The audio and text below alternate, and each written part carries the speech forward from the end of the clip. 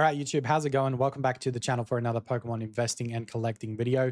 And today I want to talk about not falling for the hype when just an article says so. So this is something really interesting. And I know I've done a lot of videos in the past discussing TCG players' cards of the week list. And honestly, there are usually reasons as to why certain cards go up in value. But at this point, the reasons are just starting to get stupid. So what we're going to do is we're going to take a quick look at the TCG player list for this week, titled The Biggest Price Spikes in Pokemon This Week. Now, as much as this is a somewhat accurate title, I feel like the part that is misleading is it does come off as this is what you should invest in, this is what you need to be looking at. But almost every card on this list is absolutely useless when it comes to an investment standpoint if you're looking for long-term gains. Now, does that mean to say that you can't go and pick these up super cheap for below what they're selling for right now and then sell them for what they're actually selling for right now? No, 100% you can do that, and you can monopolize it in a sense that you can grab these cards for people that don't realize they've gone up in price really suddenly. You can get them cheaper and then you can sell them for more to add to your collection. I'm all for that. That's fine. That's whatever. If you want to do that, that's cool. My problem is that the people that make these seem like investments are the ones to stay away from, because it's not an investment when it's a Pokemon that nobody gives an absolute crap about. And you also have no reason to believe as to why they should be going up in value. So with that said, I want to say a quick thank you to today's video sponsor, which is Sushigrade.net. All right, so here's a few of the things you can actually do with Sushigrade.net. Now, the free version comes with a centering tool, so you can upload photos of your card.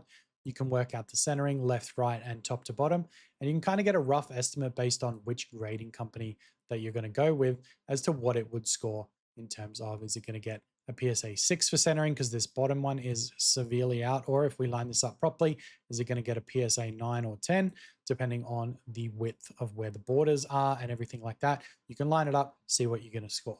The next thing on the free one is a profit calculator. Now, if you have a raw price card of say $25 and the PSA 10 price is $150 and the grading cost is $18.99, plus selling on eBay, which takes a 13% fee, you can see that your expected profit after start to finish, grading, selling, and all the rest, how much it's going to come out with, which is an expected $36 of profit, which is an 82% increase. So you can kind of calculate how much you're going to make after you sell something, and that's using eBay. If you're using like Marketplace, pretty much free.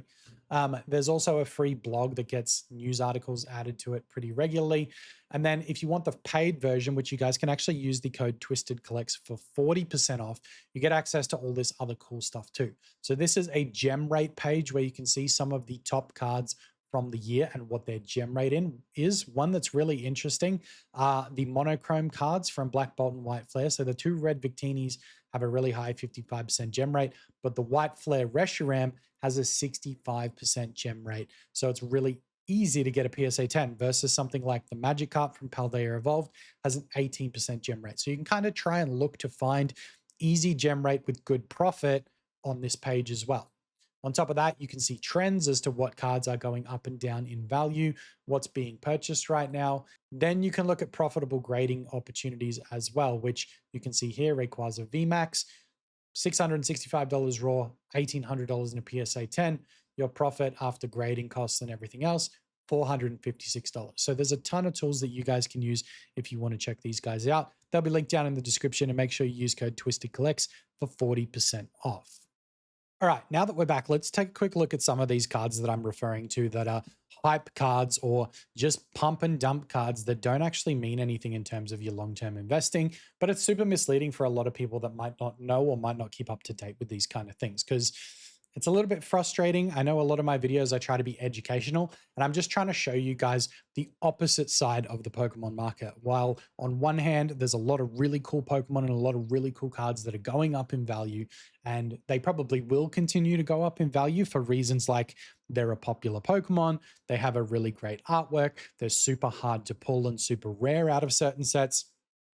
All of those kind of things in combination with, you know, a desirable set, or yeah, like I said, a desirable Pokemon, that's kind of a surefire way to see success in long-term gains. You look at all of the cards that are blowing up in popularity right now. You look at the Mew and the Mewtwo promo cards from the 151 UPC. You look at like Bubble Mew. You look at like all these Charizard cards, all of this stuff that kind of goes up in value. It's really hyped Pokemon. Like the one thing that I'm struggling to see is like a really niche, unliked Pokemon that goes up in value and stays up in value, that isn't off the back of a pump and dump, because that's what all of these cards on this list today seem to look like at some sense. I'll explain a few others that are on this list as well, but starting with the Solosis card from Black Bolt, I know people are calling this like the Booger Mew, which it's kind of funny, like it is a good name, but there is absolutely no reason this card should be 42 US dollars. Like, are you kidding me? There is zero playability in the game. There is no one that likes this Pokemon. I don't know anyone in the world that has said Solosis is their favorite Pokemon. So why all of a sudden has it spiked up 78%? And even more so in the last month. But taking a look at this card all the way up until the end of September was $11. And the $11 comes from the fact that it is somewhat hard to pull this card in the Black Bolt set. So the people that are master setting it have difficulty finding it because there are so many illustration rares in that set. Now, on the flip side, it has now spiked recently in the start of October. So in the span of like 5 or 6 days, it jumped to $64.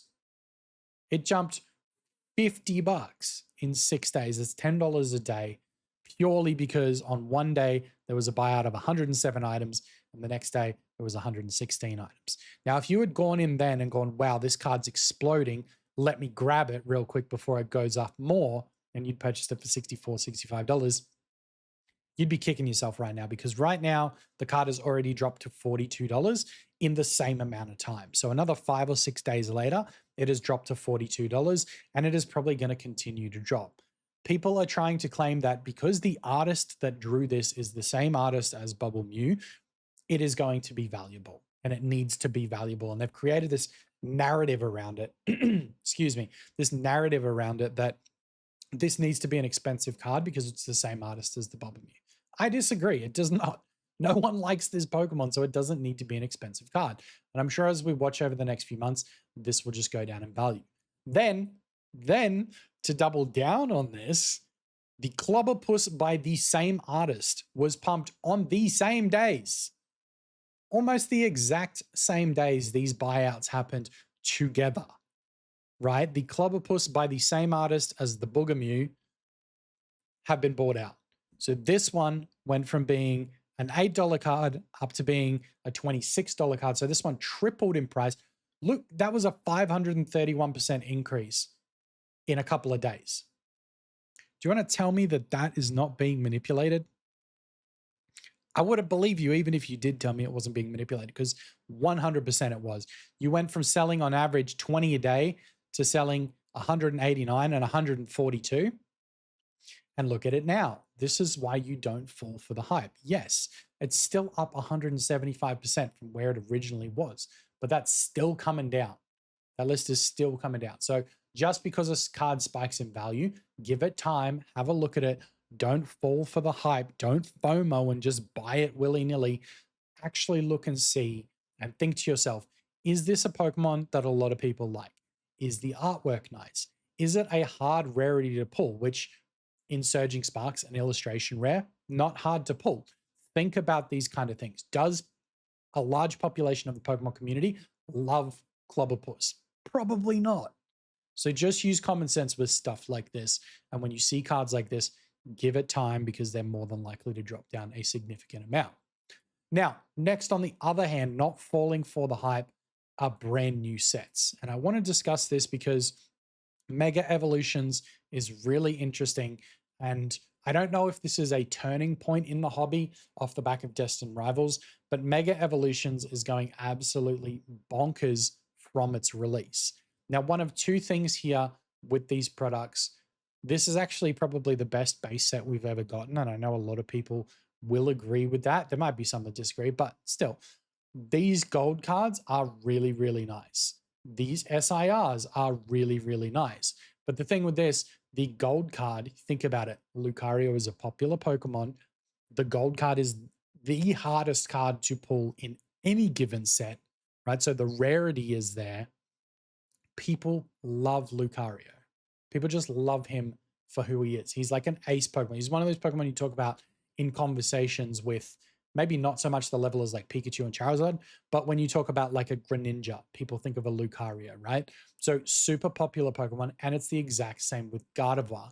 However, they're doing different things right now. The rarity of the gold card, and I think now that we've got the numbers on how difficult this card is to actually pull, people are seeing that, and that is what's driving the price up. But again, when you look at it, since the card has released, we've had fairly consistent sales over the couple of time periods that we've had. There was one low where there was 8 sold, but again, 16, 13, 17, 16, and 11. So somewhat consistent in selling in these cards, which again has caused the price to spike because they were being listed. If you have a look here, the low sale price, they were being listed at $475. And every card that sold above that price has just driven up the current market value of the card.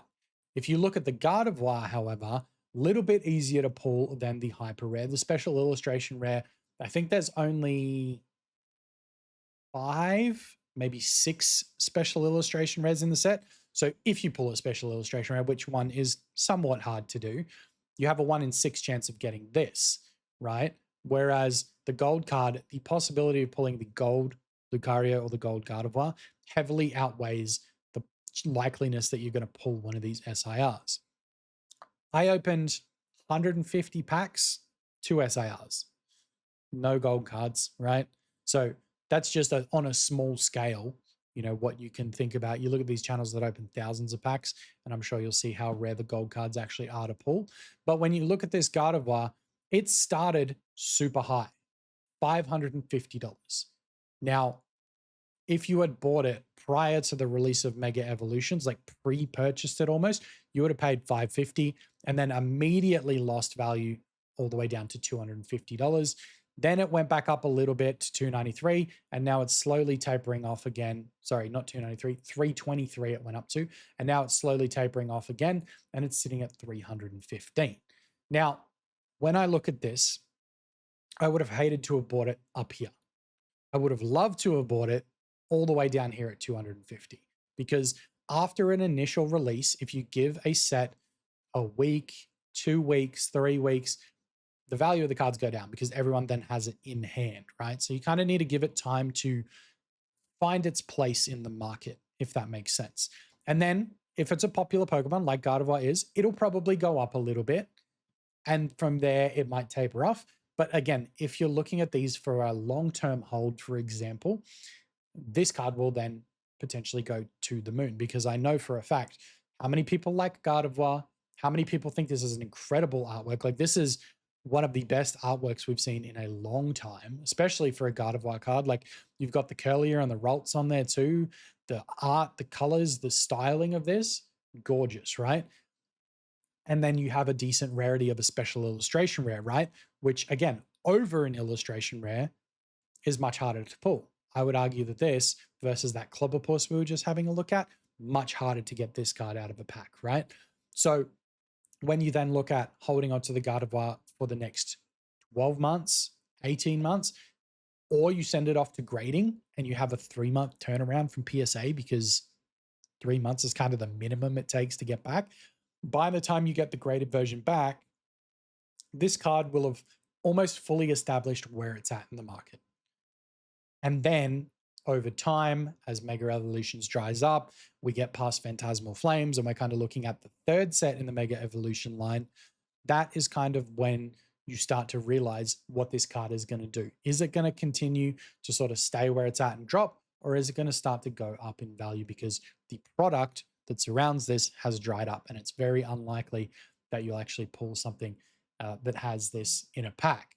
There's a chance, like, you'll get Mega Evolutions on shelves for the next 6 months, 7 months, something like that. If we're lucky, maybe 9 months. But once that dries up and that goes away, the top cards in this set are likely to go up. That's just how it works. Now, let's jump to some of these other products right? And we have a look at Prismatic Evolutions here. Now, this is aside from the EV hype. The Prismatic Evolutions Ceruledge SIR. So special illustration rare, somewhat popular Pokemon. I wouldn't say it's an unliked Pokemon, but I also wouldn't say it's the most popular. But Ceruledge is still pretty cool, right? Have a look at the pre-release price, right? 148. Took a massive spike after Prismatic came out, all the way up to 243. Dropped to the floor from then onwards. Hit a low of 91 bucks. And now, what are we, 8 months after Prismatic released? 8-9 months after Prismatic has released, it is starting to climb again, right? So you have to kind of take into consideration all possibilities with these cards.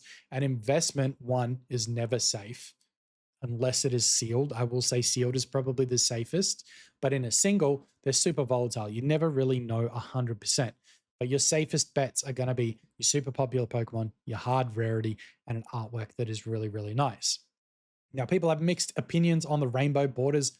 I don't like the rainbow borders, so I don't have this card. I've never been interested in this card, but it's an interesting example. And then we look at this one. This is off the back of the Seismitoad from like the months past where people pumped the Seismitoad because it had like 666 in the top corner and, oh, Black Bolt's going to get cancelled and they're going to not reprint any. And well, it's still coming. So that didn't work, right? So the Seismitoad pump will probably just end up continuing to taper off.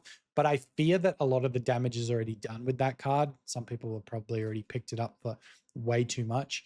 And this one, just a complete obvious buyout. So sitting between like $5 and $6, except for like right at release, but sitting between $5 and $6 the whole way through these months of August, September, and even like basically start of October, it was $6.